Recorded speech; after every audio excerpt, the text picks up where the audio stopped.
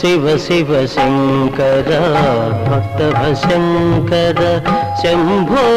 హర హర నమో నమో శివ శివ శంకర భక్తవ శంకర శంభో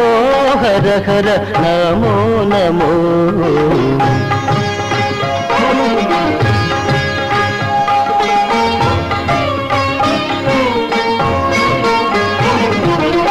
పుణ్యము పాపము ఎరుగని నేను పూజలు సేవలు